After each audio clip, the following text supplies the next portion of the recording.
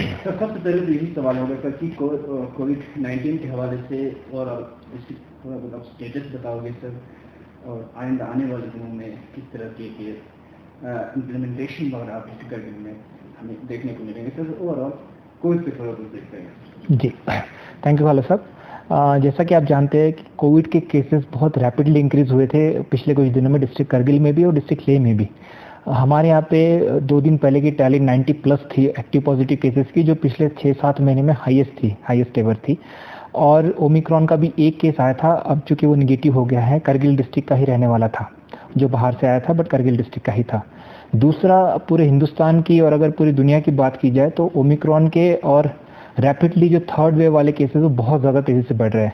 2-3 दिन पहले आपने देखा होगा कि अमेरिका में एक दिन में 1 मिलियन प्लस 10 लाख से ज़्यादा केसेस एक ही दिन में आए थे, सिंगल दिन में।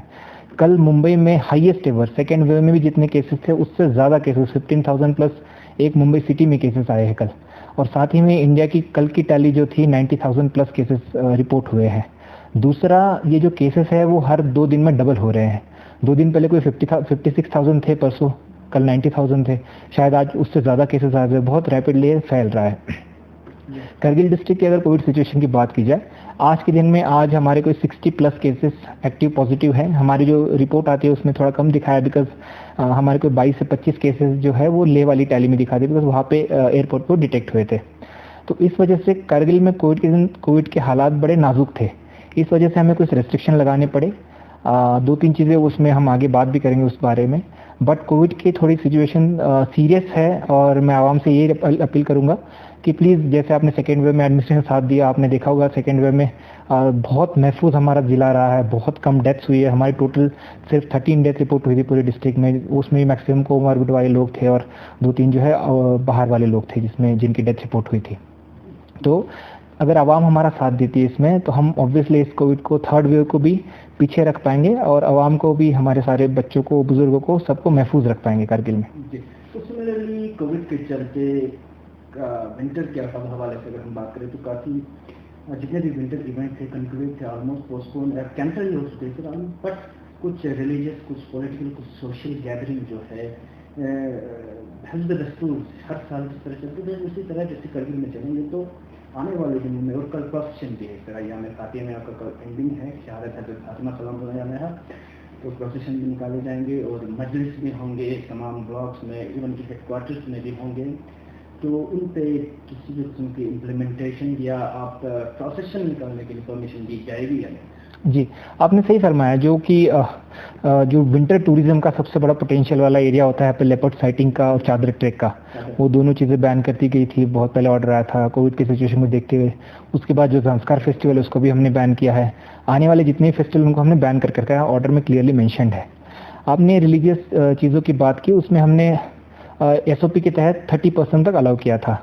बट कल की जो प्रोसेशन और गैदरिंग है, हमने दोनों स्कूल को, दोनों इदारों को और बाकी भी जो आउटस्कर्ट्स में हमारे ऑर्गेनाइजेशन है उनको हमने क्लियरली बताया कि कोई भी प्रोसेशन अलाउड नहीं रहेगा, क्योंकि उसमें नेशनल डिजास्टर मैनेजमेंट अथॉरिटी और लद्दाख डिजास्टर मैनेजमेंट अथॉरिटी दोनों की गाइडलाइन है और साथ में डिस्ट्रिक्ट अथॉरिटी की भी गाइडलाइंस है।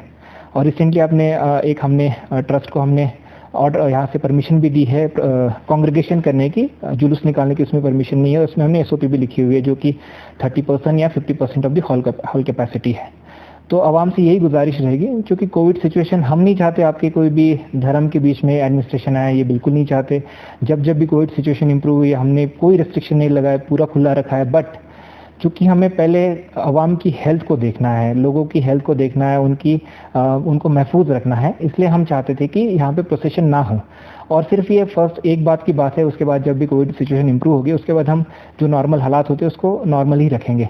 दूसरा, मैं इसमें एक चीज़ ऐड करना चाहूँगा, क्योंकि जब कोविड केसेस बढ़ते हैं तो हमें रेस्ट्रिक्शन और ज़्यादा लगाने पड़ते हैं, और विंटर में वैसे ही यहाँ पे चीज़ों की कमी होती है, बाकी सारी चीज़ें भी है।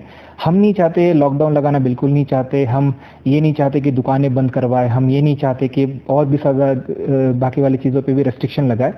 तो हमें इन सारी चीज़ों से अगर बचना है तो कोविड को कंट्रोल में रखना पड़ेगा डिस्ट्रिक्ट में, सो दैट आम लोग जो है उनकी ज़िंदगी आराम से चलती रहे, आराम से वो गुजर बसर कर पाए अपना। तो लास्ट क्वेश्चन होगा सर, काफ़ी हमसे भी रिक्वेस्ट की है सर, जितने भी प्राइवेट इंस्टीट्यूट है सर, कोचिंग सेंटर से उन्होंने कई बार रिक्वेस्ट की है कि कब से कोचिंग सेंटर जो है करगिल में आप बहाल करने जा रहे हैं सर, क्योंकि उनका ये भी कहना है सर हमारे जितने स्टूडेंट्स हैं सत्यलगाव जैसे कुछ डिस्ट्रिक्ट कारगिल की बात करें तमाम स्टूडेंट जो है जम्मू श्रीनगर कोचिंग के लिए जा रहा है और वहाँ कोचिंग सेंटर को परमिशन दी गई। सिर्फ कारगिल डिस्ट्रिक्ट में ऐसे क्यों है सर कोचिंग सेंटर्स को आपने बैन कर दिया? जी खाला साहब, इसमें बैन करने का हमारा पहले ये था कि बिकॉज बच्चों की वैक्सीन भी नहीं थी यहाँ पे और हमें डर था कि जैसे सबने प्रेडिक्ट किया था पहले कि जो थर्ड वेव आएगी वो बच्चों पे ज़्यादा इम्पैक्ट करेगी। इसको देखते हुए हमें बैन करना पड़ा था कोचिंग सेंटर। बट इसमें मैं और एक चीज़ ऐड करना चाहूँगा कि हम इस बार गवर्नमेंट की तरफ से भी ट्यूशन सेंटर चलाने वाले हैं। हमने कोई 2 करोड़ का उसमें प्रोविजन रखा था। हम हर विलेज लेवल पे जहाँ पे हायर सेकेंडरी स्कूल है वहाँ पे हम कोचिंग सेंटर चलाने वाले थे और उसमें एम्प्लॉयमेंट भी मिल जाता है जो वहाँ पे पढ़े लिखे बच्चे जो वहाँ पे पढ़ाएंगे हमारे कोचिंग सेंटर्स में। इस वजह से हमें बैन करना पड़ा। बट इसमें मैं आपके माध्यम से सारी आवाम को बताना चाहूँगा कि हमारा जो अब वैक्सीनेशन है, जो 15+ वाला वैक्सीनेशन ग्रुप है, कल तक हमारा ऑलमोस्ट 30% के अराउंड हमने कवर कर लिया था जो हमारा टारगेट ग्रुप है। और आने वाले 2-3 दिनों में मुझे लगता है कि हम 50, 60, 70% हम इसको कवर कर पाए। 10 तारीख तक अगर हम 60-70% इसको कवर करते हैं तो हम 11 तारीख से SOP के साथ में प्रॉपर गाइडलाइंस बना के हम बोथ गवर्नमेंट और प्राइवेट ट्यूशन क्लासेस हम अलाउ करेंगे। बट वही है कि आपसे रिक्वेस्ट रहेगी कि आप भी जो भी ट्यूशन सेंटर वाले हैं हमारे या फिर जो भी पेरेंट्स हैं उनसे भी रिक्वेस्ट रहेगी कि आप प्लीज़ अपने बच्चों का जल्दी से जल्दी वैक्सीनेशन करवाएं सो दैट हमें भी आसानी हो इसको शुरू करवाने में। और 11 तारीख से अगर हमारा वैक्सीनेशन ऑलमोस्ट 70% क्रॉस कर जाता है डिस्ट्रिक्ट का जो टारगेट ग्रुप है उसका, तो हम 11 तारीख से कोचिंग सेंटर अलाउ करेंगे विद SOPs और विद गाइडलाइंस। जोजिला के हवाले से जो सवाल होगा सर, ऑफिशियली क्लोज हो चुका है।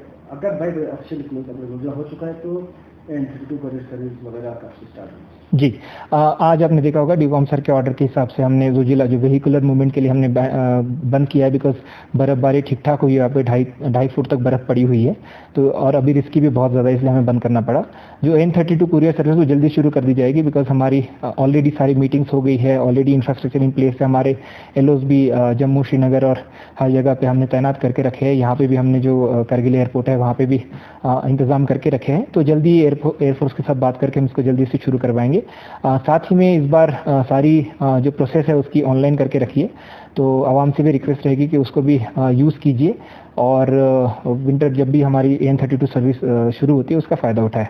स्नोफॉल के हवाले से अगर हम बात करें तो सर काफ़ी गांव अभी कनेक्टेड नहीं है। पिछले 2 दिन काफ़ी स्नोफॉल हुए सर हमारे नज़दीकी गाँव में। अभी मैंने सुना सर बंद है, ट्रैफिक लाइट व्हीकल के लिए भी मूवमेंट नहीं हो पा रहे, तो कब तक रिस्टोर होंगे सर? जी अगर हम पानी का चित्राग या बाकी इलाकों के हम बात करें, ये खाला साहब कल शाम तक कंटिन्यूसली स्नोफॉल चल रहा था इसलिए कल शाम तक हमने डिप्लॉयमेंट नहीं की थी ठीक से। आज से हमारी सारी टीम्स जो है जांस्कार हो, द्रास हो या आसपास के सारे एरियाज हो, हमारी मैकेनिकल टीम लगी हुई है। 1-2 दिन में मुझे लगता है सारे लिंक रोड्स हमारे क्लियर हो जाएंगे बिकॉज हमारा मेन फोकस सारे एरियाज को कनेक्ट करना है। बट चूँकि कल शाम से फिर से heavy to very heavy snowfall दिखाया गया है तो मुझे लगता है जैसे ही स्नोफॉल खत्म होता है वैसे ही सारे रोड हमारे 1-2 दिन में सारे के सारे क्लियर हो जाएंगे। जी डिस्ट्रिक्ट मजिस्ट्रेट करगिल आपकी तरफ से आखिरी पैगाम कर सकते हैं लद्दाख क्या? जी मैं आवाम से बात करना चाहूँगा बिकॉज देखिए आपको लगता होगा कि हमने विंटर ट्यूशन बंद किए, हमें एजुकेशन की परवाह नहीं है। बट एजुकेशन का जो इम्पोर्टेंस है वो मुझसे बेहतर शायद बहुत कम जानते होंगे। मैं भी आपकी तरह बहुत ही दूर दराज के गांव से आता हूँ। डिस्ट्रिक्ट हेडक्वार्टर से मेरा गांव भी कोई 150 किलोमीटर दूर है। मुझे लगता था मेरा ही सबसे दूर है बट यहाँ पे और भी दूर दूर है। बट एजुकेशन का जो इम्पोर्टेंस है मैं बहुत अच्छे से जानता हूँ। बट उसके साथ ही में हमें आवाम की हेल्थ, जो बुजुर्ग हैं हमारे, कोमॉर्बिड लोग हैं या हमारे बच्चे हैं, उनके हेल्थ के बारे में भी सोचना है। दोनों चीज़ों के बारे में, एजुकेशन के बारे में हमने बहुत सोचा। आपने देखा होगा लास्ट टाइम मार्च में मैंने स्कूल शुरू किए थे, जब तक सेकेंड वेव थोड़ी बड़ी नहीं तब तक हमने स्कूल शुरू रखे। उसके बाद भी सेकेंड वेव में भी 1-2 महीने बाद जब हमारे केसेस थोड़े कम हो गए थे हमने कम्युनिटी क्लासेस चलाए। उसके बाद अगस्त से हमने बाकी क्लासेस भी रेगुलर स्कूल में चलाए थे। तो एजुकेशन को हम बहुत ज़्यादा इंपॉर्टेंस देते हैं डिस्ट्रिक्ट में। इस बार भी मैंने जैसे कहा पहले भी कि हम 11 तारीख से विंटर ट्यूशन क्लासेस जो आप चाहते हैं खोलना वो हम अलाउ करेंगे विद SOPs। बट उससे पहले आप सबसे गुजारिश रहेगी, सारी आवाम से गुजारिश रहेगी कि प्लीज़ अपने जो भी बच्चे हैं जो भी एलिजिबल है इसमें 15 साल से ऊपर वाले, उन सबको वैक्सीनेट कीजिए सो दैट आप भी बेफिक्र रहे, एडमिनिस्ट्रेशन भी बेफिक्र रहे कि बच्चों की सेहत को कोई नुकसान नहीं होगा, सो दैट हम इसको प्रॉपरली चला पाए। दूसरा, जो कल प्रोसेशन और रिलीजियस आपकी गैदरिंग है, उसमें भी आपसे रिक्वेस्ट करना चाहूँगा कि प्लीज़ आप जो भी चीज़ ये करते हो वो अपने अपने घरों पे ही करें। कल प्लीज़ हुजूम ना मनाएं, कोई प्रोसेशन, हमने वैसे ही प्रोसेशन अलाउ नहीं किया। आपसे भी रिक्वेस्ट रहेगी कि आप प्लीज़ अपने घर पे ही रहें और इन चीज़ों में पार्टिसिपेट ना करें, बिकॉज अगर हमारे केसेस बढ़ते हैं तो सारी आवाम को उसका नुकसान होगा। एक दो लोगों की वजह से सारी आवाम को हम नुकसान बिल्कुल नहीं पहुँचाना चाहते हैं। कल हमने परमिशन दी है इन हाउस, अगर अंदर अप टू 30% या 50% ऑफ द हॉल कैपेसिटी हमने उसकी परमिशन दी हुई है, अलॉन्ग विथ SOPs है। और जो भी उसमें शिरकत करेगा उन सब का रैपिड एंटीजन टेस्ट गेट पे किया जाएगा। हम अपनी मेडिकल टीम उस हिसाब से डिप्लॉय करके रखेंगे और बाकी भी मार्केट में और हर जगह नाके और सारी डिप्लॉयमेंट रहेगी। तो आप सबसे रिक्वेस्ट रहेगी कि प्लीज़ प्रोसेशन वाली चीज़ों में हिस्सा ना ले और करगिल को, सारी आवाम को महफूज रखने में एडमिनिस्ट्रेशन का पूरा साथ दे। Thank you.